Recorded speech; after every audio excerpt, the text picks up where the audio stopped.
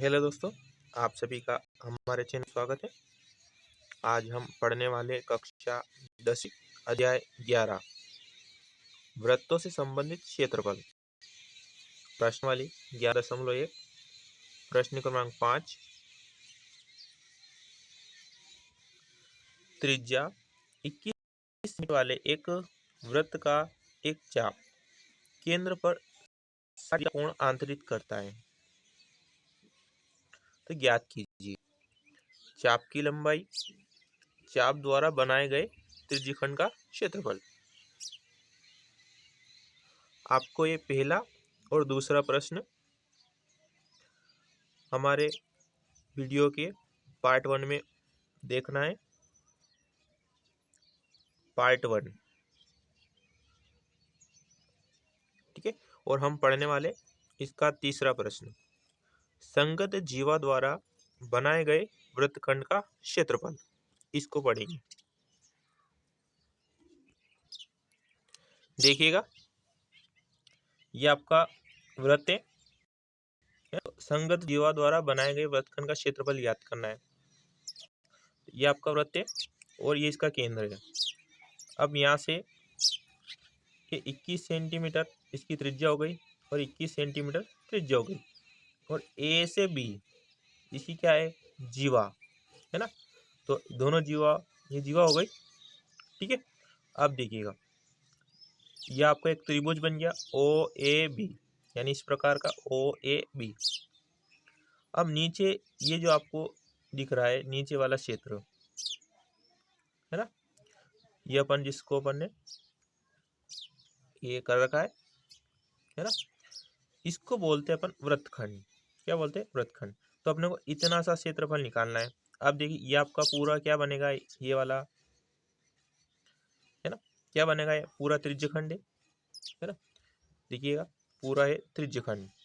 अब अपने को ये वाला क्षेत्र निकालना है, तो ऊपर ये जो त्रिभुज बन रहा है, अब त्रिभुज कौन सा है, देखिए ये आपका त्रिभुज हो गया ओ ए बी।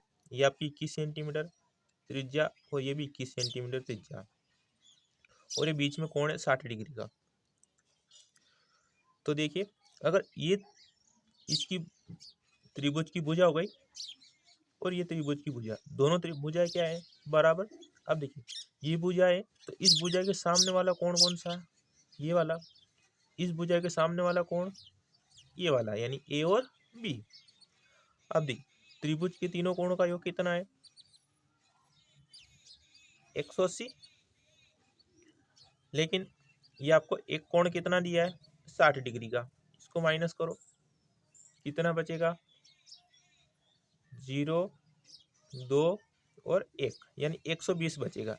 यानी ए और बी दोनों का योग कितना है, 120, यानी ए प्लस बी बराबर कितना है, 120। अब देखिए, भुजा अगर बराबर तो कोण भी क्या होंगे, बराबर होंगे, है ना। अगर दोनों कोण बराबर तो 2 से अपन इसमें भाग लगाते, यानी 2 छंगा 12, यानी ये कोण भी कितने का, 60 डिग्री का, और ये कोण भी 60 डिग्री का। तो त्रिभुज कौन सा हो गया अपना, समबाहु त्रिभुज। कौन सा है, समबाहु त्रिभुज, ठीक है। तो ये आपका पूरा त्रिज्यखंड है, और इस पूरे वाले में से अपन समबाहु त्रिभुज का अगर क्षेत्रफल माइनस करें तो बचेगा क्या, अपना वृत्तखंड। संगत जीवा द्वारा बनाए गए वृत्तखंड का क्षेत्रफल बराबर त्रिज्यखंड का क्षेत्रफल, ये पूरा आ गया, माइनस समबाहु त्रिभुज का क्षेत्रफल, ये आपको माइनस करना है। अब त्रिज्यखंड का क्षेत्रफल क्या होता है, पाई आर का वर्ग गुणा थीटा बटे 360 माइनस समबाहु त्रिभुज का क्षेत्रफल √3/4 भुजा का वर्ग। भुजा कौन सी होगी, तीनों भुजा है, यानी ये भी क्या होगी, 21 सेंटीमीटर, ठीक है, क्योंकि कोण बराबर तो भुजा भी बराबर होगी। अब लिखिए, पाई का मान 22/7 गुणा आर का मान कितना है, 21,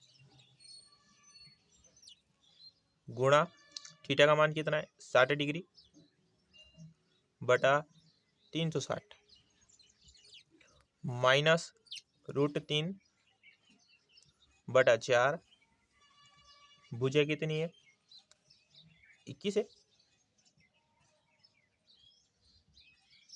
21 का वर्ग 0 से 0 कट गया, 6 कम 6 और 6 6 36।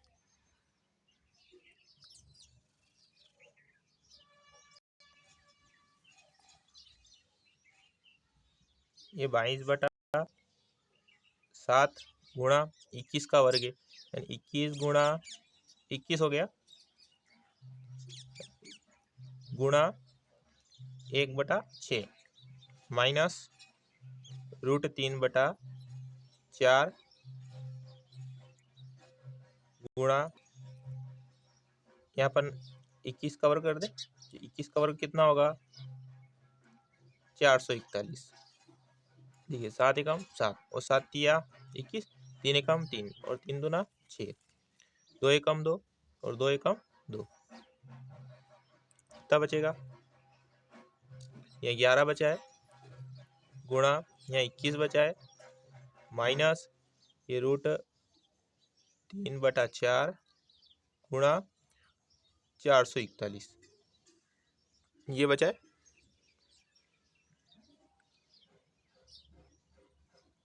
अब गुणा करें, 11 एकम 11, फिर एक बचेगा, 11 दूना 22 और एक हासिल का कितना हो गया 23, माइनस इसको आगे लिख ले मैं 441 √3/4, ये अब देखिए तो अपन कुछ कर नहीं सकते क्योंकि तो रूट है, तो इसलिए इसको कोष्टक बंद कर दो। अब देखिए को त्रिज्या इकाई में दे रखी थी सेंटीमीटर में, तो अपन क्षेत्रफल ज्ञात किए, तो क्षेत्रफल में देखिए आर का वर्ग है, नहीं इधर भुजा का वर्ग है, तो यहाँ पर अपन क्या करेंगे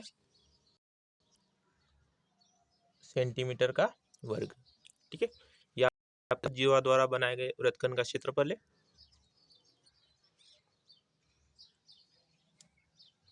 अगर आपको हमारा वीडियो अच्छा लगे तो वीडियो को लाइक शेयर और सब्सक्राइब करना ना भूलें।